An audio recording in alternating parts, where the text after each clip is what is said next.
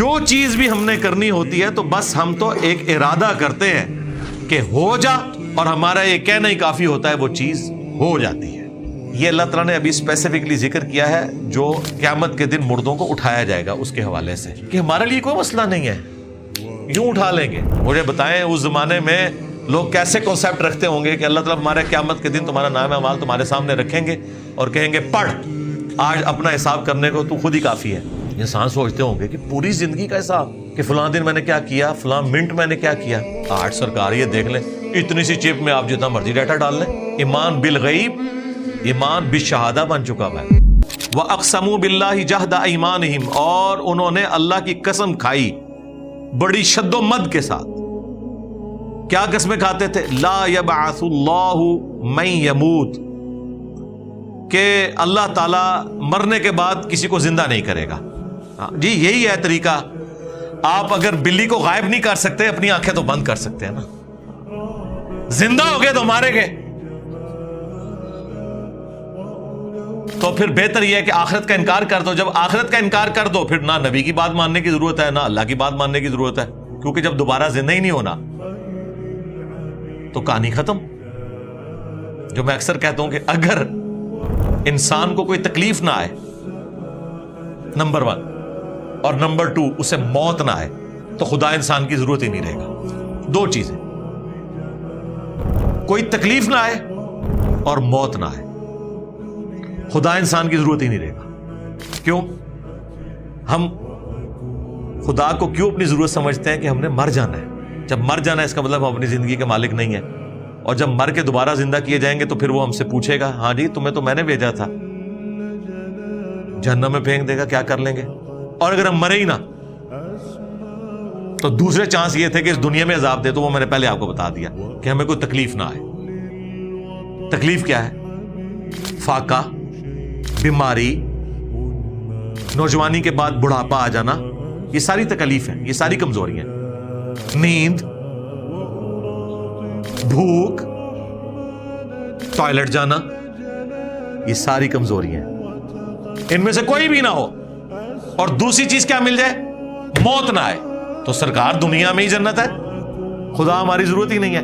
اور سر جنت میں آپ کو یہی کچھ تو ملنا ہے، نہ بھوک نہ پیاس، لذت کے لیے کھائیں گے، بھوک کی وجہ سے نہیں کھائیں گے، نہ نیند نہ ٹوائلٹ، خوشبودار ڈکار آئے گی، سب کچھ ہضم، اور موت تو آئے گی نہیں، بڑھاپا آئے گا نہیں، ہمیشہ 30 سال کے جوان، بیماری نہیں آئے گی۔ تو یہ ہمارے اندر ہے، خواہش موجود ہے۔ تو یہ لوگ قسمیں اٹھا کے کہتے ہیں اللہ تعالیٰ کسی کو دوبارہ زندہ نہیں کرے گا۔ بلا وعدن علیہ حقا، کیوں نہیں؟ یہ اللہ کا سچا وعدہ ہے کہ زندہ کیے جاؤ گے۔ ولیکن اکثر الناس لا يعلمون، لیکن اکثر لوگ اس کو نہیں جانتے، یا جانتے بوجھتے ہوئے اس سے آنکھیں بند کر لیتے ہیں۔ لِيُبَيِّنَ لَهُمُ الَّذِي يَخْتَلِفُونَ فِيهِ، اور یہ قیامت کے دن اللہ نے اس لیے تمہیں دوبارہ سے اٹھانا ہے تاکہ وہ تمہارے لیے کھول کے ہر چیز بیان کر دے جو تم دنیا میں اختلاف کیا کرتے تھے۔ وَلِيَعْلَمَ الَّذِينَ كَفَرُوا أَنَّهُمْ كَانُوا كَاذِبِينَ، اور تاکہ کافروں کو بھی پتہ چل جائے کہ دنیا میں ان کا دعویٰ جھوٹا تھا۔ یہ ہو کر رہنا ہے۔ اور یہاں پہ بھی اکثر لوگ آپ کو یہ فی البدی جملہ بولتے ہوئے سنائی دیں گے، اور یہ آگے جا کے پتہ لگ جائے گا کون ٹھیک ہے۔ توبہ توبہ توبہ، آگے جا کے پتہ نہیں لگے گا، لگ پتہ جائے گا۔ ہاں، آگے جا کے اگر کسی قادیانی کو یہ پتہ چلا کہ غلام احمد قادیانی دجال نے جھوٹا دعوی نبوت کیا تھا، تو کیا اسے آخرت میں اس چیز کا پتہ چلنا کوئی فائدہ دے گا؟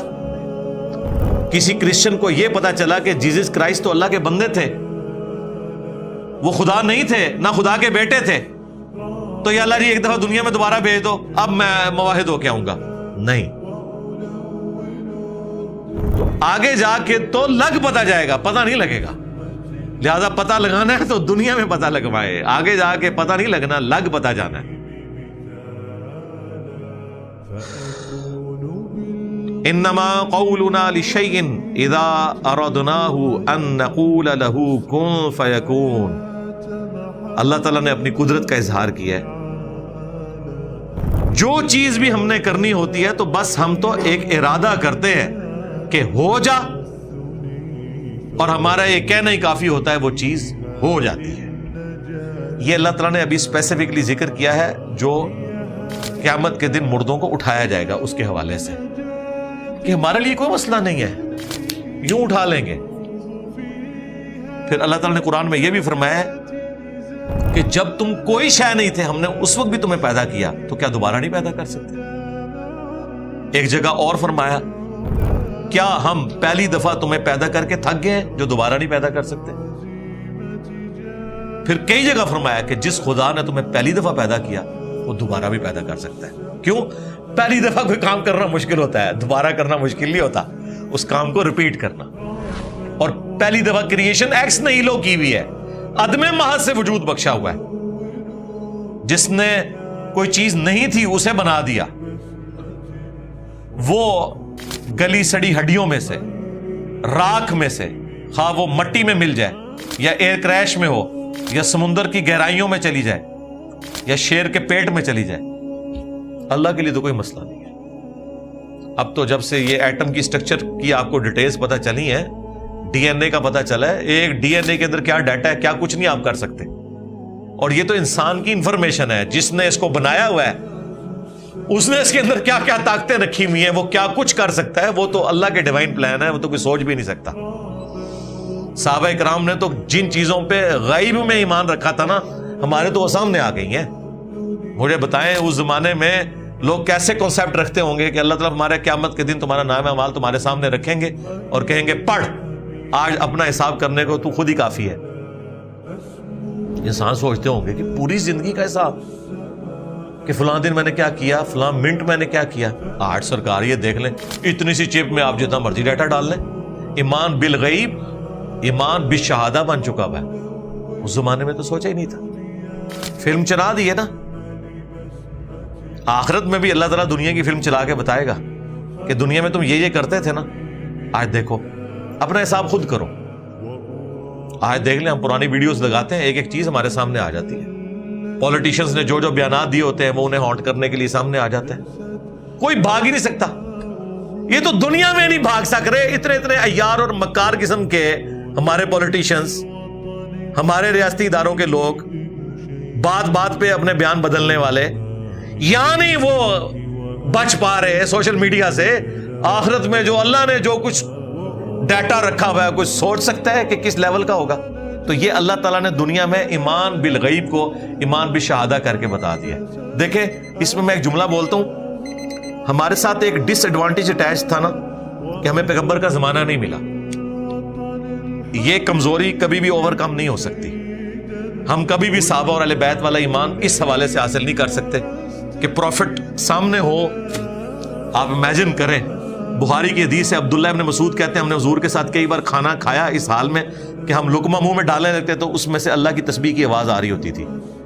اب جس صحابی نے یہ خود دیکھا ہے، اس نے پھر رومن اور پرشین امپائر اکھاڑنی تھی.